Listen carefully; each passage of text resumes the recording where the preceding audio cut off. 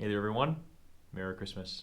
Today is the seventh day of Christmas. It is a Sunday, and on the first Sunday after Christmas, when Christmas doesn't fall on a Sunday, we celebrate the Feast of the Holy Family. So remember, last year we did not celebrate the Feast of the Holy Family, but most years we do. God, in all of time, began his salvific work by choosing a family, Adam and Eve, who had offsprings, and there were some issues there, and the family kind of really struggled.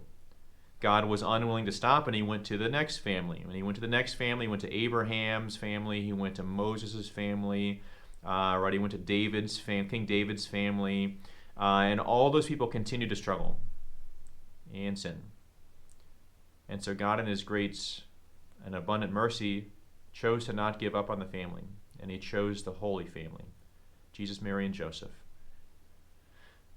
Mary, who became pregnant before she was wed, and probably had to go around with the shame.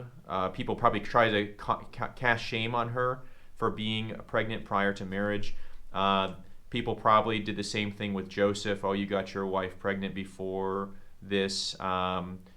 Jesus, who probably was reminded that as a child and even growing up, well, your parents, even we see in the scriptures that oftentimes they'll cast onto Jesus the stuff of Mary and Joseph. They'll talk about how we knew your family. Isn't your dad the carpenter? And God still chose a family anyway. He chose a family in a way that you and I might not think to choose a family for the saving of all of humanity. But God did. My family certainly had its own issues. My guess is that your family has its own issues, whether those things are known by others or not.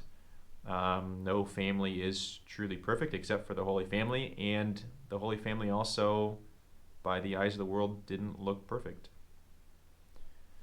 Dads, get to know St. Joseph.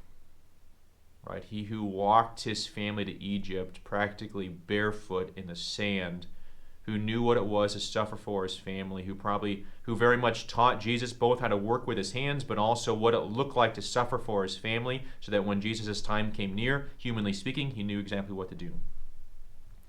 Wives, get to know our Blessed Mother, right? She who so tenderly and lovingly cared for her family and wept at the foot of the cross as her son endured suffering, but continued to give him encouragement to do the right thing. Kids, ask yourself, how was Jesus obedient? It is a commandment to be obedient to our parents, to honor our father and our mother, and to disregard that, it's a sin, and you should confess it. Am I being obedient to my parents? Am I honoring them? Am I honoring their last name that I have? God continues to choose the family. He wants to choose your family. Even if it's broken and struggling and somewhat, we have family members that are wayward and other people that aren't talking to each other, God still wants to choose your family, especially this Christmas season. Let God choose your family.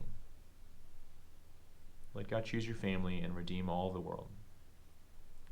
Merry Christmas, and God bless you.